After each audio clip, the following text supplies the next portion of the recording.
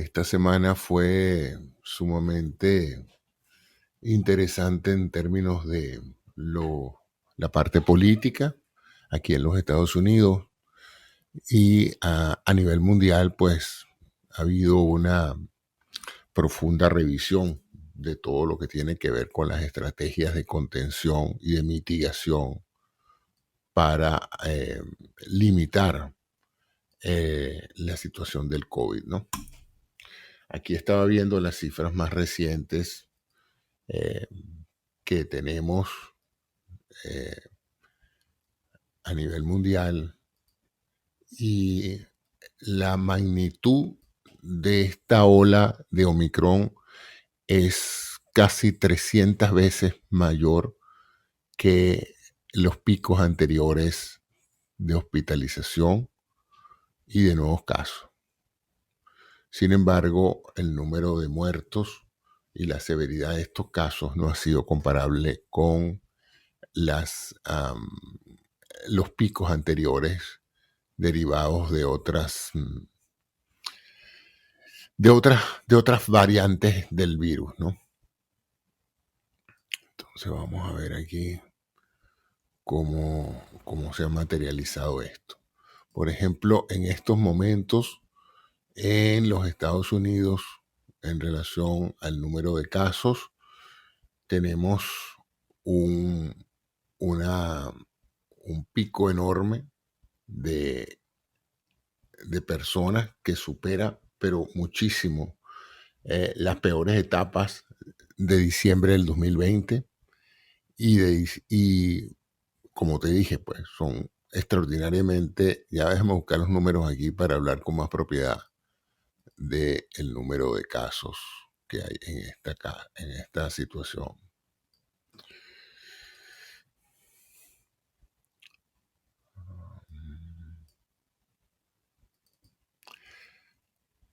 En los Estados Unidos, en hospitalizaciones, estos no son nuevos casos. Esta es gente que ha sido positiva al COVID y que ha tenido que ir al hospital.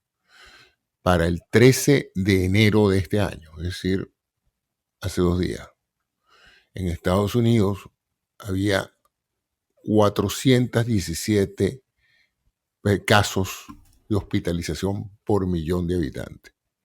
Y en el Reino Unido 229. O sea, Estados Unidos superó al Reino Unido, pero con creces, y elevó eso a los niveles más altos que hayamos tenido.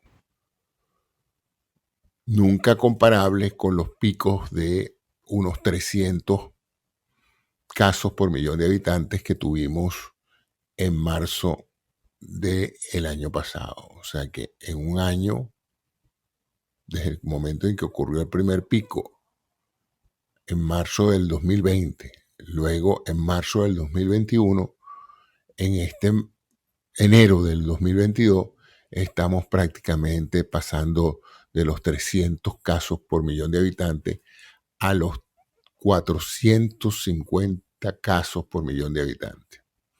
En otras palabras, esta pandemia a este nivel está superando todos los récords de hospitalizaciones que hayamos tenido antes.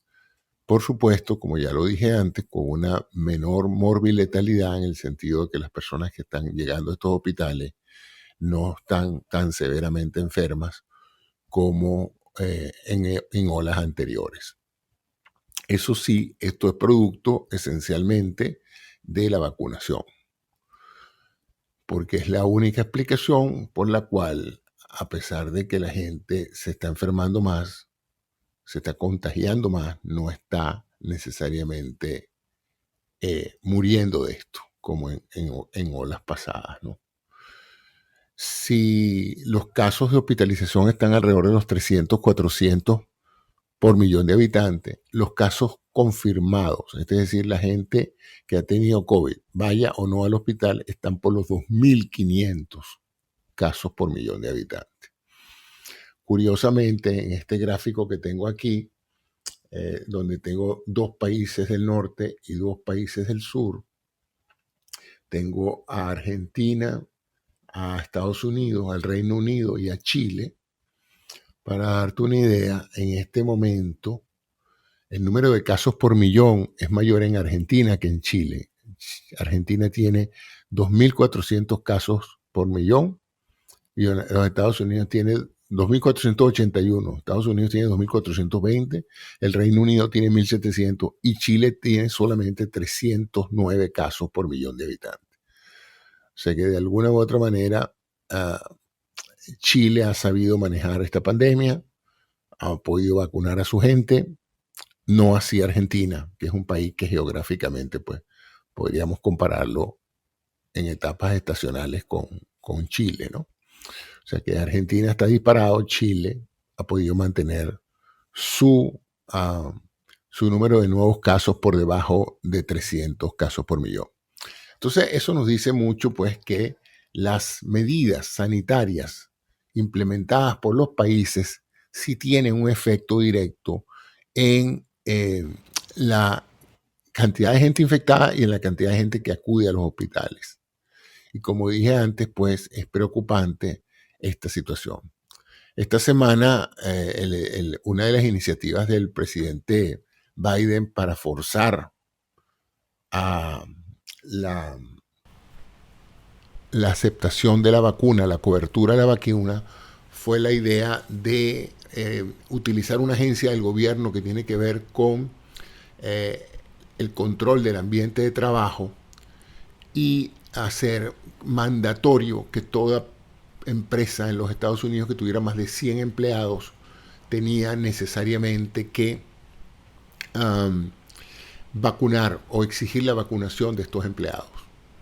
Muchos estados demandaron al gobierno por abuso de autoridad en este sentido y la Corte Suprema de los Estados Unidos estuvo de acuerdo con que la demanda tenía sentido, de que no se podía usar esa agencia gubernamental que no tenía jurisdicción para obligar a las empresas a este tipo de medidas.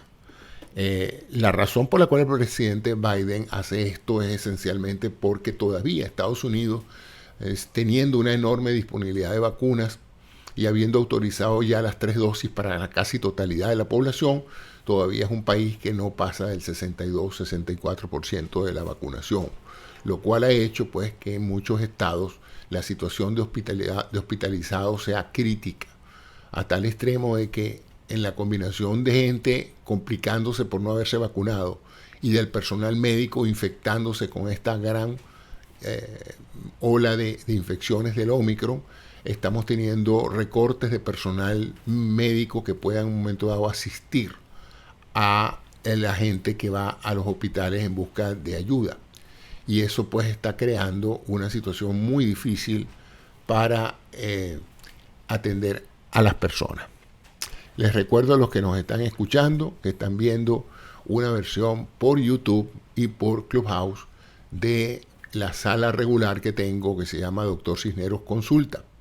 En esta sala me propongo discutir y comentar temas de salud, medicina, tecnología y calidad de vida. Mi nombre es José Antonio Cisneros, como ven en pantalla. Soy médico, soy bioingeniero, que es el área de la ingeniería que lidia con los sistemas de salud y toda la instrumentalia y todo el arsenal de recursos de diagnóstico y tratamiento que se desarrollan en el sector salud es desarrollado por esa área de la ingeniería que se llama la ingeniería biomédica o bioingeniería, como también se le conoce, ¿no? Tengo un sitio en internet que lo ven arriba, drcisneros.com, donde yo concentro la casi totalidad de todas las presentaciones, entrevistas y contenidos que produzco en relación con estos temas. También tengo un podcast denominado Salud y Mucho Más, con su respectiva página, saludymuchomás.com, donde ustedes pues, podrán encontrar material audible en relación a los diferentes temas que comento en las diferentes plataformas. Como les dije, el tema de hoy es resumir un poco la actividad de la semana en relación a lo más relevante de la pandemia de COVID.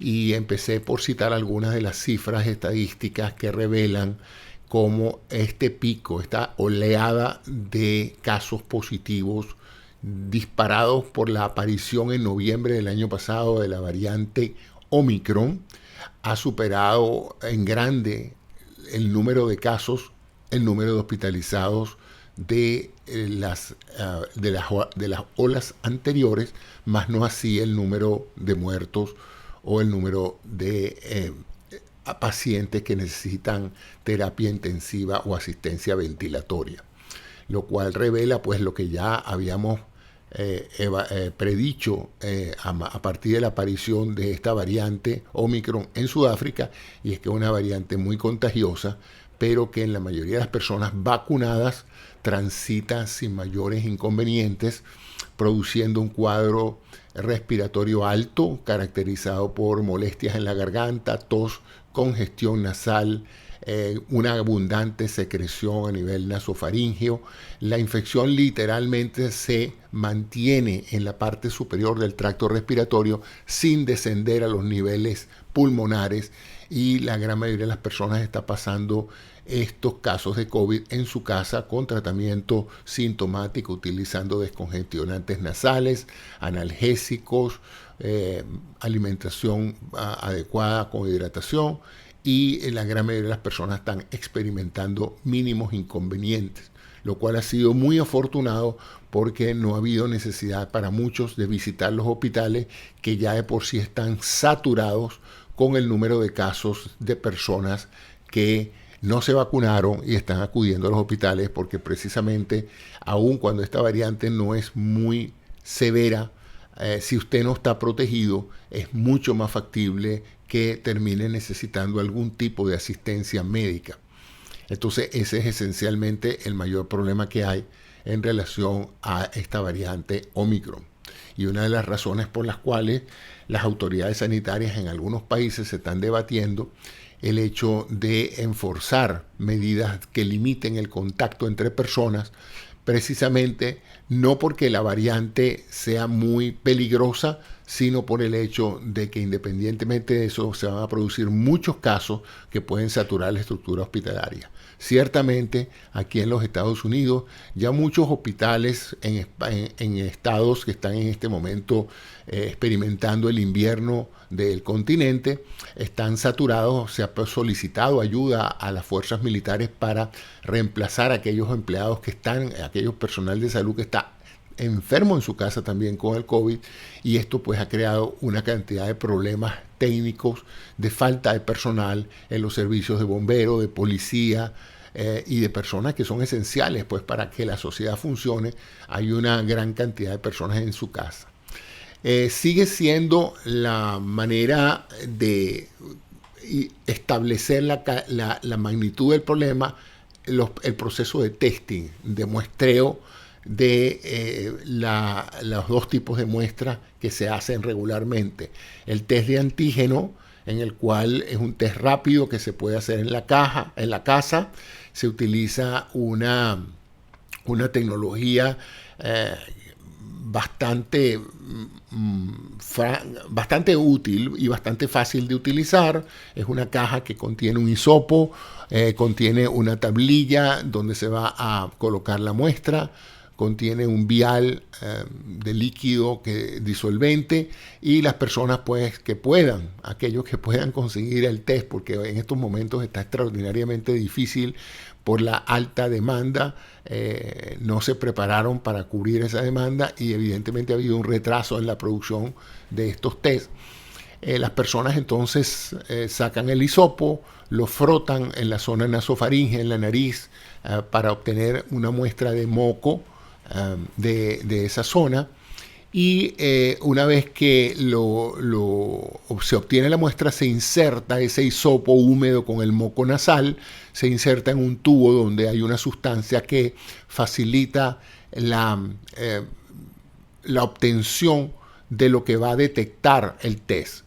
Este test está específicamente diseñado para detectar en la mucosa nasal la proteína asociada a la proteína S del virus. Es decir, el virus del coronavirus, como ustedes lo han visto hasta el cansancio, es una burbuja rodeada de una serie de espigas, de puntos, que en este caso en los diagramas se le ha puesto el color rojo, y que representan los ganchos que le permiten al virus entrar dentro de una célula y empezar a reproducirse.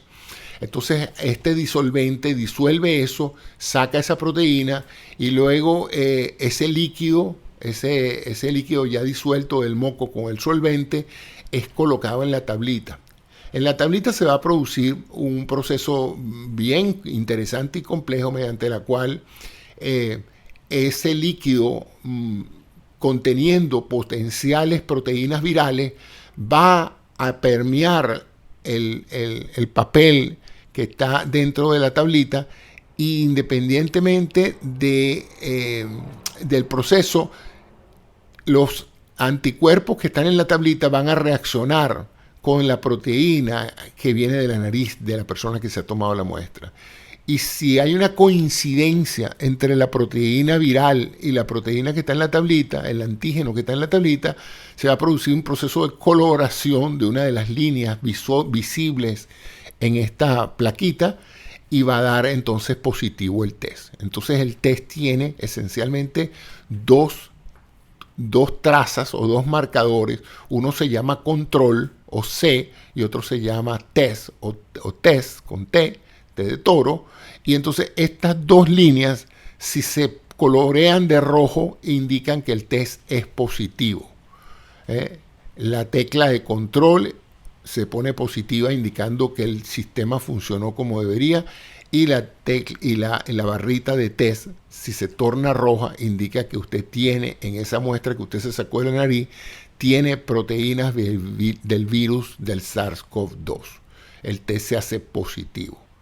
¿Ok?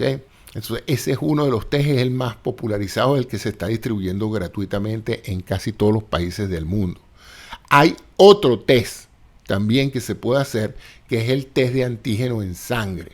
En este caso, el test sale positivo si usted tiene las inmunoglobulinas, o sea, los anticuerpos contra el COVID, altos.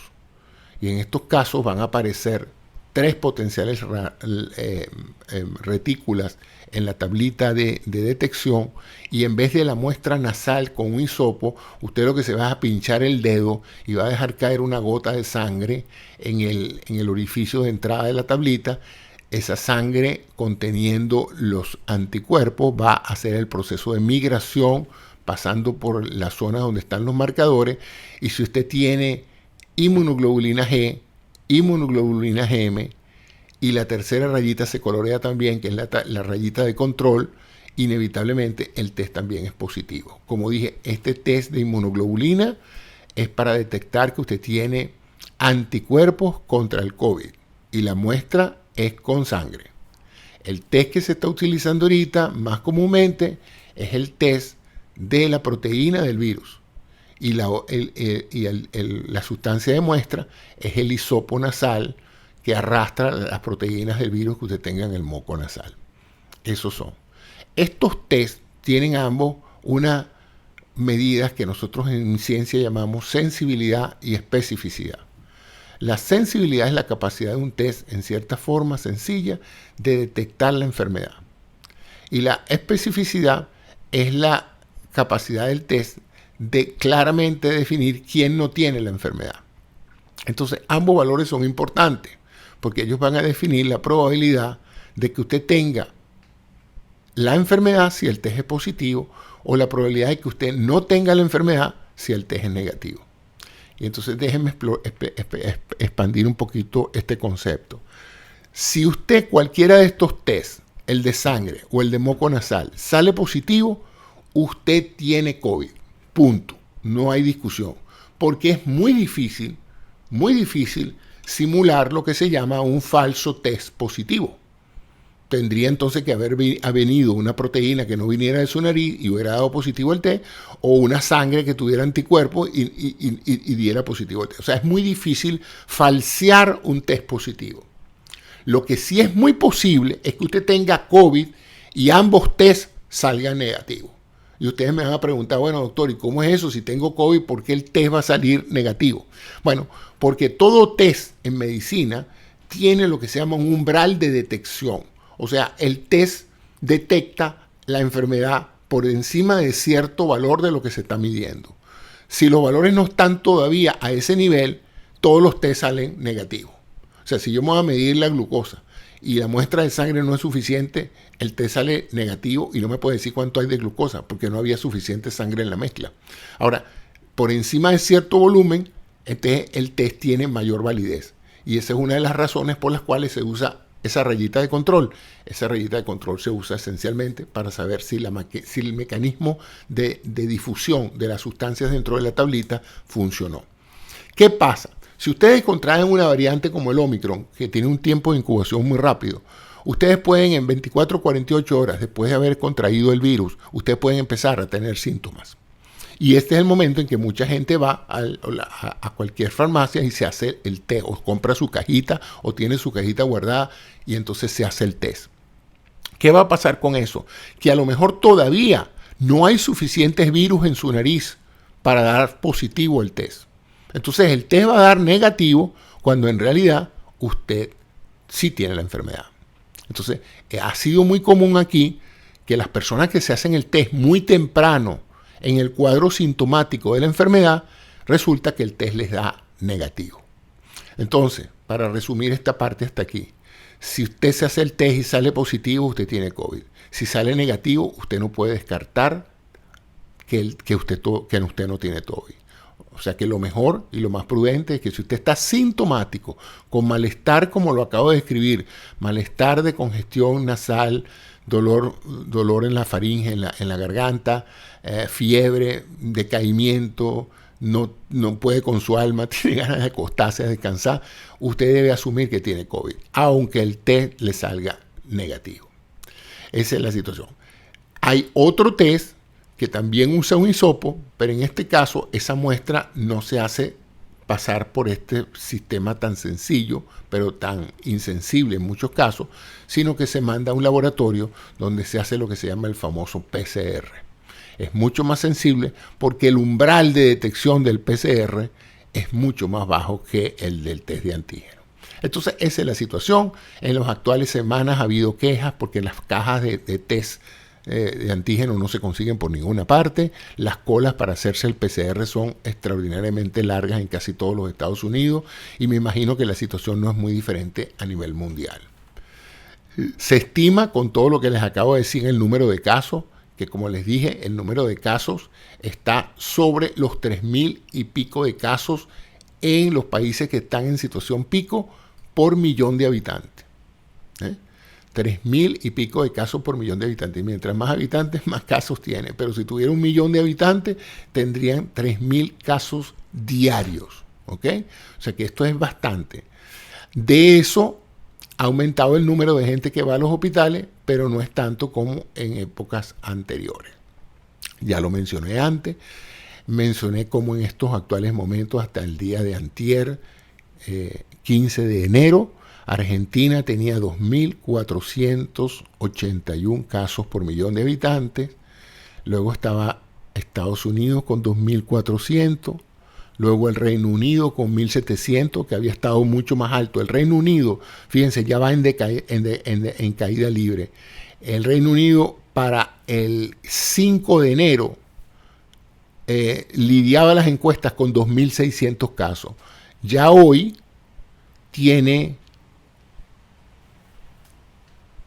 1.700 casos. De 2.600 pasó a 1.700.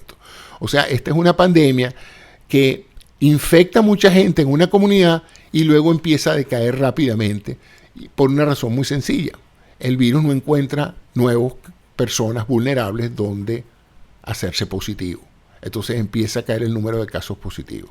La situación está difícil con los hospitalizados porque independientemente de que la variante Omicron no es muy letal, indudablemente que muchas personas, por razones diversas, caen en la necesidad de ir al hospital. Pero aún así, el número de muertes y el número de personas necesitando cuidados intensivos no ha sido tan alta como en las variantes anteriores. Sigue habiendo una escasez enorme de los sueros de anticuerpos monoclonales. Les recuerdo que esto es un recurso para mitigar la severidad del COVID. Se usó efectivamente con la variable Delta. Con la variable Omicron no parecieran tener mucha utilidad por una razón muy sencilla. Los anticuerpos monoclonales fueron hechos para neutralizar la proteína S de las variantes anteriores. y resulta que la variante Omicron mutó su estructura proteica de la proteína S. Eso ha hecho que los anticuerpos monoclonales no funcionen tan eficientemente con la variable Omicron. Pero aún así, todavía, por lo menos en los Estados Unidos, hay muchísima gente contagiada con la variable Delta y ha habido una escasez generalizada de los anticuerpos monoclonales. Otra forma de tratar, estos anticuerpos tienen que ser administrados en los primeros 5 a 10 días desde el comienzo de los síntomas. O sea que una vez que ya al paciente se le ha instalado un cuadro severo de COVID, los anticuerpos monoclonales no funcionan tan eficazmente. ¿Qué otro recurso tenemos? La empresa Merck, la empresa Pfizer han producido un nuevo agente antiviral que ustedes ya habrán escuchado, que son unas cápsulas que se administran por vía oral, no son inyecciones, no son sueros, son medicamentos que tienen la capacidad de parar la replicación viral una vez que el virus ha entrado a la célula.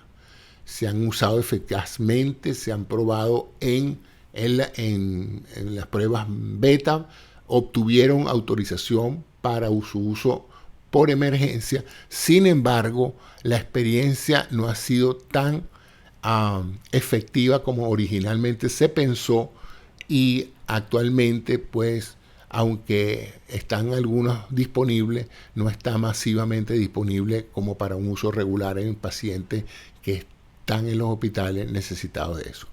Aquellos pacientes que han llegado a los hospitales siguen siendo tratados con el esquema tradicional de oxigenoterapia, ventilación asistida, el uso de esteroides y el uso de tratamientos de soporte dependiendo de cada paciente, de su salud de base, de sus condiciones de salud previas.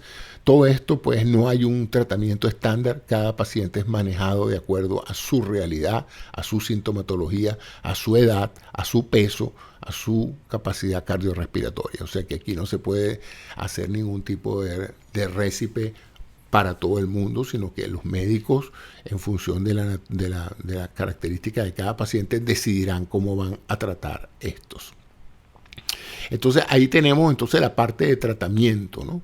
Sigue habiendo preocupación por los efectos a largo plazo del COVID, aunque estos no han recibido de manera noticiosa. En una época había muchos casos de lo que llamaban COVID de larga duración, pero yo, en lo posible que he revisado la literatura, no he visto más artículos publicados sobre que eso representa un problema significativo. ¿Qué es significativo? Que la mayoría de los pacientes con COVID no se terminan recuperando nunca y que pueden pasar 6, 7 meses con COVID o con síntomas de COVID. Eso no está pasando, ha habido uno que otro caso documentado, pero recuerden de que ya el número de personas con COVID, que han padecido el COVID y que han sido vacunadas de COVID, supera el 1 billón de personas. Entonces esto es muchísima gente, y que en tanta gente vacunada y que ha experimentado el COVID, la gran mayoría de las personas que lo han superado con o sin vacuna se sienten bien y se han reintegrado a sus trabajos. Así es que no pareciera ser algo sumamente llamativo, aunque sí hay pacientes que en forma subjetiva sienten que todavía el COVID lo tienen adentro o que todavía el COVID sigue afectando su concentración mental, su fortaleza, su ánimo, qué sé yo. Hay muchas cosas que todavía están en duda. Entonces esa parte también nos ha representado mayor preocupación, los efectos a largo plazo. Sigue siendo preocupante la actividad de los antivacunas, que a pesar de todo el éxito y toda la seguridad de la vacuna administrada en diferentes poblaciones, el caso perfecto para ilustrarlo es Chile. Chile vacunó a la casi totalidad de su población, tiene creo que 98-99% de cobertura, ha pasado todas estas olas con un mínimo de casos nuevos.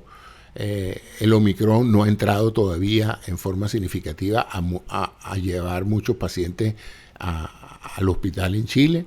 Y tenemos el país de al lado, Argentina, con un récord, pero un récord asombroso, ya superó a los Estados Unidos en el número de casos y de hospitalizaciones por millón de habitantes, lo cual revela, pues, de alguna manera, los chilenos han hecho su tarea, los argentinos no la han hecho de una manera tan efectiva, porque son países de estructura social similar y sin embargo, pues en la misma zona geográfica, en el cono sur, a pesar de todo eso, pues tenemos esa abismal diferencia en el comportamiento del mismo virus en una población semejante.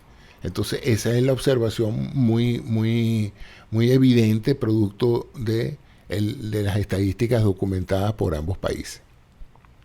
Entonces, bueno, yo creo que he hecho un resumen más o menos claro de lo que tenemos.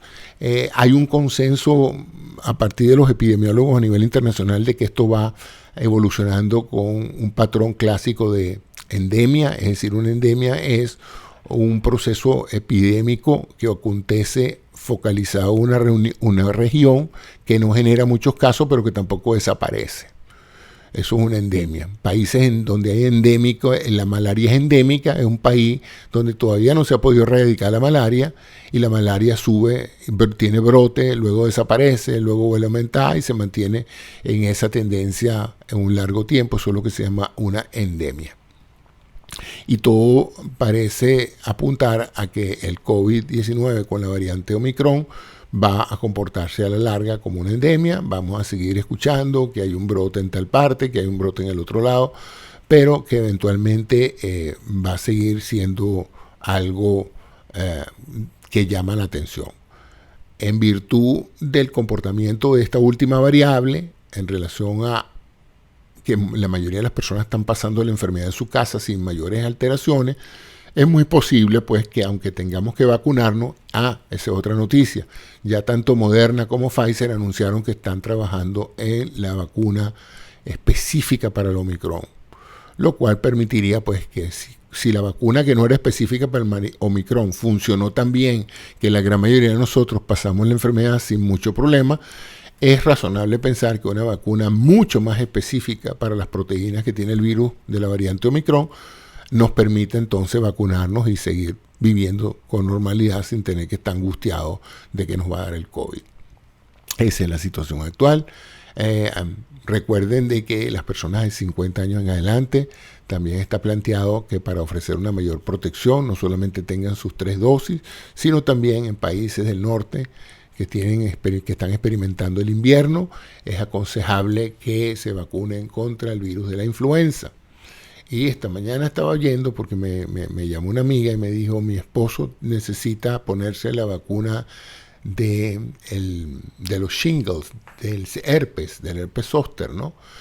Y entonces me puse a chequear las fuentes y sí, las personas de más de 50 años es recomendable que se vacunen contra esta enfermedad.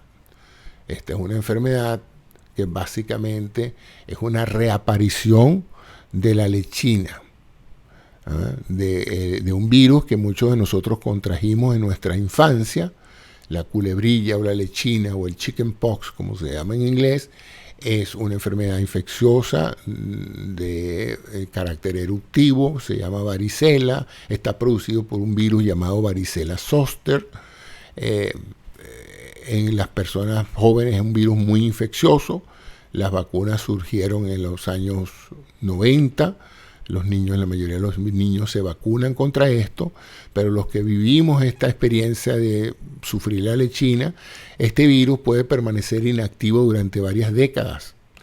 Y usualmente después de los 50 años, por razones que no se conocen muy bien, estrés, ciertos medicamentos, esteroides u otro tipo de enfermedades, el virus se despierta y entonces vuelve de nuevo a atacar, produciendo un cuadro inflamatorio agudo que por producir unas trazas usualmente a nivel del tórax, de los nervios intercostales, produce unas trazas eruptivas sumamente dolorosas e inflamatorias, y por eso se le llama culebrilla, porque parece una culebrita así. Son varias tiras de culebritas sumamente dolorosas, generalmente después de los 50 años.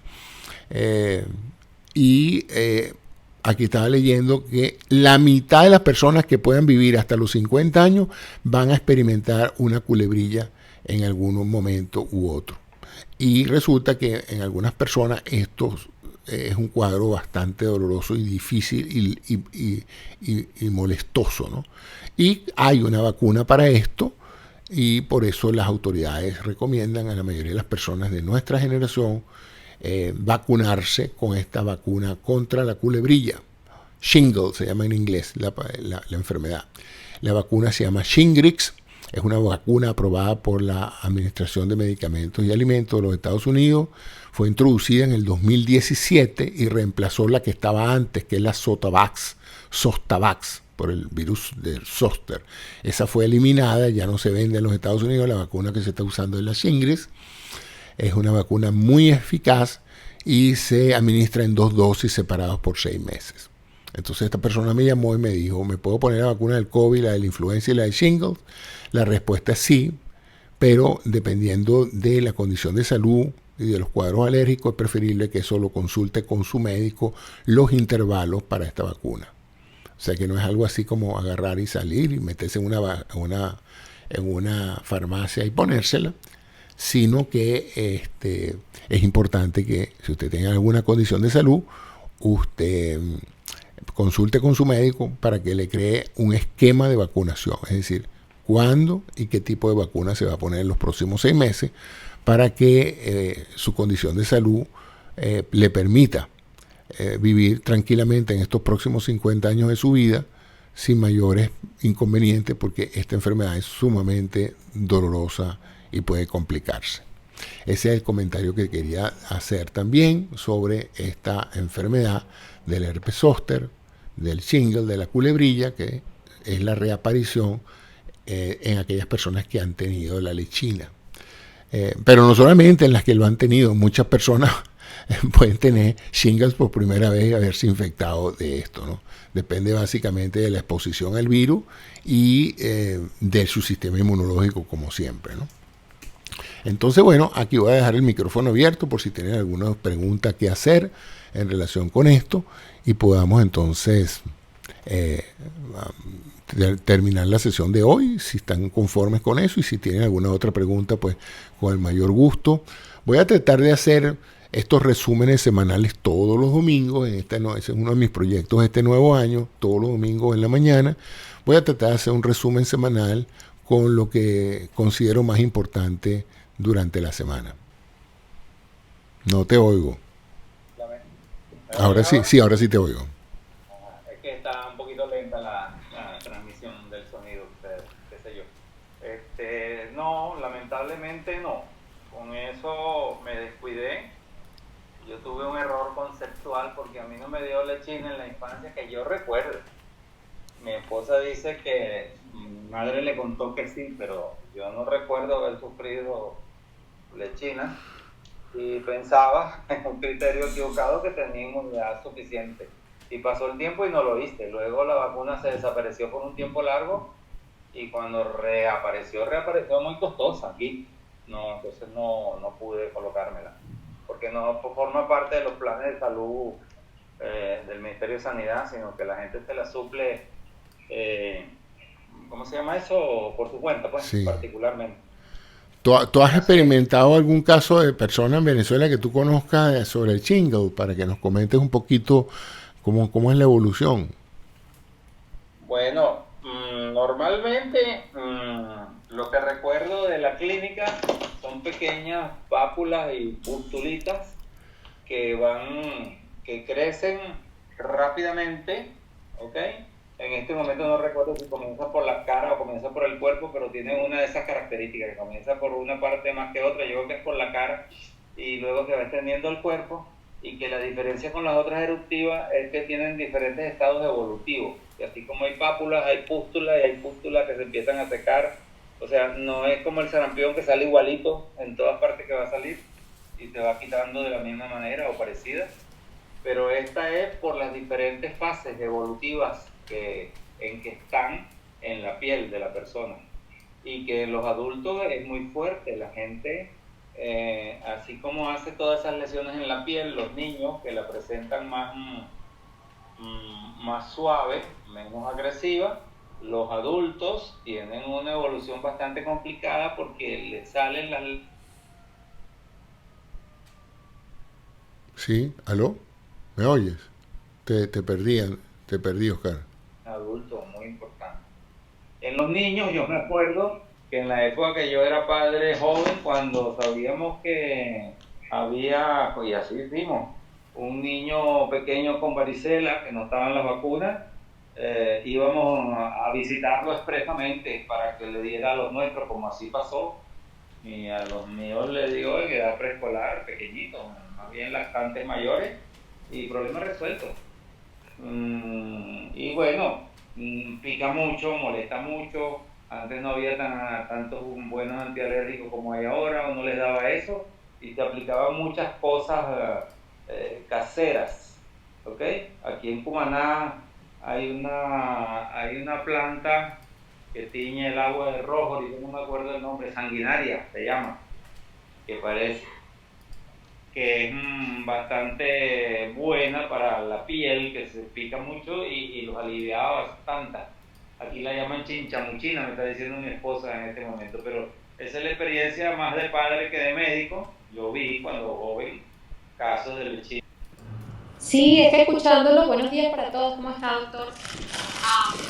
Usted sabe que mi mamá tiene 60 años y ella repetidamente eh, sufre de estas lesiones, ¿no?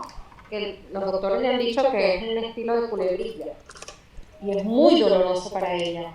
Ahora, yo me pregunto, ¿ella puede ya a esa edad colocarse esa vacuna? Y si usted sabe, tiene conocimiento si esa vacuna está disponible en otros países, solamente aquí en Estados Unidos. Sí, sí se puede poner esa vacuna. Como le dije, hay que hablar con su médico porque no todas las personas de 60 años son iguales, ¿no? Algunas tienen algunas enfermedades que en un momento dado pueden crear conflictos con algunos aspectos de este proceso de vacunación, pero sí es importante que prevenga eso porque, como te dije, no a todo el mundo le da, pero a muchas personas les va a dar y si estás vacunado, te va a dar más, o no te va a dar, o te va a dar más levemente, pues. Como en todos los procesos que hemos descrito antes, de que la vacuna a veces no es necesariamente que te blinda contra la enfermedad, pero sí te permite tener una mejor experiencia, menos dolorosa o menos duradera que la que tendrías si no te hubieras vacunado. Entonces es esencialmente la idea de vacunarse. Es primero reducir la posibilidad de contagio, pero aún si te contagia, reducir la posibilidad de que te compliques.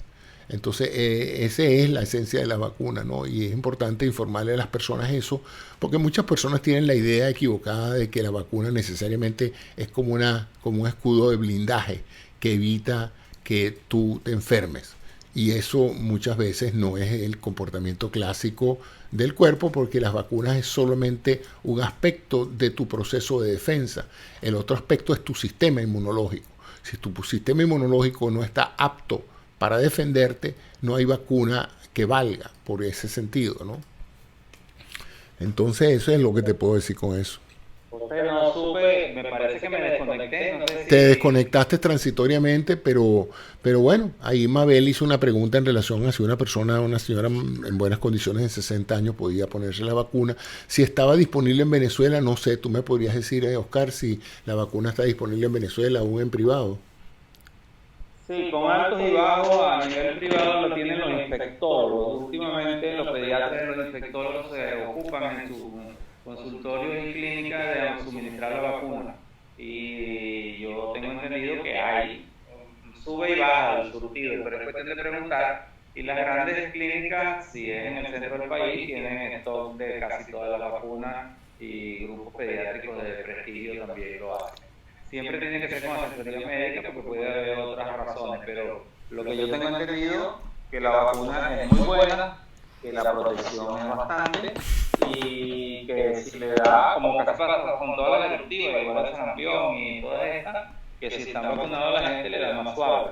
Pero la varicela en adultos que no tienen protección, yo no sé si ahora detectan algún antígeno, algún anticuerpo, detección de anticuerpos y cosas de esas, sería interesante saberlo. Los infectólogos, para nosotros aquí en Venezuela, la piedra fundamental de este manejo son los infectólogos, y hay muchos y son muy preparados. Bueno, perfecto. ¿Alguna otra pregunta, Mabel, que tengas que ver con esto? O si alguien quiere subir, hacer alguna pregunta o planteamiento en relación con esto. No, muchas gracias, muchas gracias. Bueno, si no, entonces, mira, subió Patricia. Bienvenida, Patricia. Bienvenida aquí a esta consulta dominguera. Buenos días, doctor. Buenos días a todos. Bueno, por acá en Perú. Una consulta. Nosotros en casa todos tuvimos este síntoma del Omicron y ya nos estamos recuperando, ¿no? Es nuestro séptimo día de aislamiento y quisiera saber, en el caso de mi mamá, ella todavía no se ha puesto la tercera dosis. ¿Cuánto tendríamos que esperar para que ella pueda ponerse esta última dosis que le corresponde? ¿Cuánto tiempo? Después Típicamente, de ya haber... típicamente, probablemente un mes asintomática, no un mes desde el comienzo de esto. El día que ella pase un mes completo, sin síntomas, sintiéndose en buenas condiciones de salud, ella misma sabe si de alguna u otra manera se siente fuerte, ha recuperado su ánimo natural, ella es elegible para vacunarse con la tercera dosis. No hay ninguna contraindicación. Es muy posible, y esto es importante, que por haber tenido la exposición al virus, ella ahora tenga un refuerzo dado por el virus. En otras palabras, la misma enfermedad fortaleció sus defensas de tal manera de que cuando ella se administre la vacuna es posible que la reacción que ella tenga sea mayor que la que tuvo con las dosis anteriores. Porque al introducir de nuevo la proteína S por vía de la vacuna, es probable que sus anticuerpos, que están fresquitos de haber liberado una batalla contra el COVID con esta exposición, puedan en un momento dado hacer que ella se sienta un poco más afectada por la vacuna. Pero cada organismo reacciona en forma diferente y hasta donde yo entiendo no hay mayor contradicción en relación con esto. Ok, doctor, gracias. Gracias. Es importante entender eso. La gente que acaba de pasar la enfermedad está inmunizada por la enfermedad, además de la inmunidad que tenía con las vacunas, ¿no? La tercera dosis tendría, desde un punto de vista práctico, un poco de menos importancia en este caso, porque la tercera dosis se hizo para evitar que la persona se contagiara con el COVID. Si ya la persona se contagió, pues el propósito de la tercera dosis no sería muy claro. Entonces, en países donde no hay casi vacuna, es una injusticia gastar una tercera dosis en una persona que ya está protegida por 2 dosis anteriores más la enfermedad, y cuando hay tanta gente que no ha recibido probablemente ni siquiera una dosis. Pero dependiendo de cada caso, hay personas muy vulnerables, hay personas con inmunosupresión, hay personas, por eso les digo, cada caso es diferente y depende, entonces. Pero no es algo así que le va a pasar nada si se vacuna un mes después con la tercera dosis. Si eso le da tranquilidad, en Israel están poniendo ya 4 dosis. Entonces, y hay una realidad, la variante Omicron es tan contagiosa que ha infectado personas que han estado antes con COVID. Entonces, bueno, digamos que cada dosis te protege aún más de la posibilidad de que termines en el hospital, aunque no te proteja de infectarte. Y como dije en un segmento anterior, que no sé si escuchaste, Patricia, ya se están desarrollando las vacunas para la Omicron. Recuerden de que esta vacuna se desarrolló en agosto, septiembre del año 2020 y se desarrolló para la variante alfa, que en ese momento era la que venía de China y era la que estaba infectando a la gente. Afortunadamente la vacuna ha funcionado en las otras variantes, pero la Omicron mutó tanto en términos de la constitución de su capa de protección proteica, que son estas espigas S, que la vacuna pareciera que había perdido, o apareciera no, ha perdido efectividad, y por eso la necesidad de una tercera dosis. Bienvenida, Anabel, buenos días. Aquí desde Miami te saludo. Te doy la bienvenida aquí a esta consulta matutina semanal sobre lo más importante relacionado con la salud. Espero que me sigan aquí en el club Dr. Cisneros Consulta, en mi página web drcisneros.com, donde podrán ver esto, volver a ver este audio. Para aquellos que llegaron tarde, podrán volver a escuchar los planteamientos que presenté anteriormente. Y espero pues conseguir el beneficio de su audiencia cada domingo a las 10 de la mañana para hablar una horita sobre lo más relevante en el campo de la salud. Hoy nos extendimos un poco, como es mi tradición, hablar más de la cuenta, pero bueno. Entonces, ¿tienes alguna pregunta, Anabel?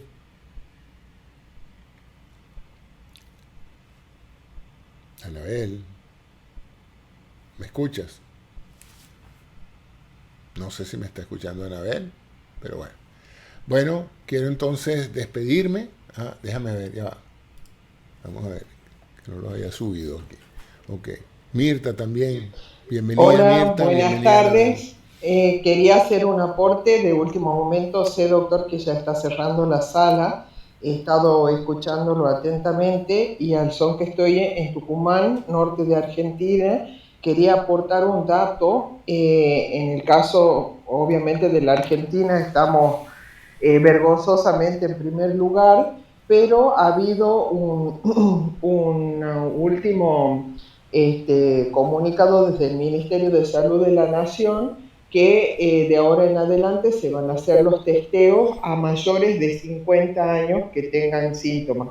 Entonces, es una forma, digamos, de aplanar la curva de positivos, porque obviamente se van a hacer menos test que hagan la cantidad de días de quedarse en sus casas. Nosotros, por ejemplo, con mi esposo tenemos la situación de que a él le dio la PCR positiva, a mí me dio negativa, pero obviamente estamos haciendo toda la familia, yo tengo 5 hijos, estamos haciendo los días de aislamiento para evitar la propagación del virus. Pero bueno, quería aportar ese dato que ahora, digamos, las estadísticas van a estar falseadas de algún modo, porque los testeos se va a hacer a solamente los mayores de 50 años con síntomas. Bueno, muchas gracias por esa información. Ciertamente revela un poco el grado de alarma y de preocupación en la Argentina por la severidad con la que ha penetrado el COVID. ¿Cómo está la situación de vacunación en la Argentina? ¿Qué porcentaje de la población argentina está vacunada con La dosis? verdad que no tengo las cifras, pero se ha fomentado la vacunación. En el caso nuestro, por ejemplo, yo tengo 52 años, mi esposo 54, nos tocaba en esta semana que nos contagiamos la tercera dosis. Y justo la pregunta que Patricia estaba haciendo me sirve a mí para saber que no nos podemos dar la tercera dosis, sino hasta dentro de un mes por lo menos, porque, bueno, usted dio la explicación de cuáles eran las características, pero sí se ha fomentado la vacunación. Por supuesto que hay gente, como la vacunación no es obligatoria, hay gente que no se ha querido vacunar y bueno, está en realidad arriesgando al resto de la población. ¿Saben ustedes sabes tú qué vacuna se está usando predominantemente en Argentina? Hay una variedad de vacunas, todas las que están circulando, digamos, en el mundo, están aquí. Digamos, depende, en algún momento se estuvo usando la vacuna la rusa, después la vacuna china, y así sucesivamente, y en realidad el que va a vacunarse le ponen la que en ese momento el gobierno provincial tenga a disposición. Entiendo. Bueno, si hay alguna otra pregunta, si no, me despido para dejarles el domingo libre para que disfruten con su familia y sus amigos. Y nos seguimos viendo el próximo domingo, donde de nuevo traeré un tema relacionado con la salud, la medicina, la tecnología y también la calidad de vida. Habrá semanas en que hablaremos un poco más de cómo manejarnos en esta nueva realidad tecnológica del mundo actual. Muchas gracias a ustedes y que tengan un feliz día. Me despido y voy a Muchas entonces gracias, a... saludos, hasta luego. Gracias. Saludos, José y todos. Gracias. Disculpa que me incorporé tarde porque estaba ocupado en otra cosa y me olvidé de la otra. No te Un abrazo. preocupes, no te preocupes. Muchas Que estés gracias a bien. ustedes los que No, nos están disculpa. viendo por YouTube también. Este programa fue transmitido directo por YouTube. Estoy ensayando esta tecnología para tratar de llegar a una mayor cantidad de personas con estas informaciones y con la participación de mis amigos de Clubhouse que hacen posible esta sesión más interesante. Muchas gracias a todos y hasta el próximo domingo. Hasta luego. Gracias.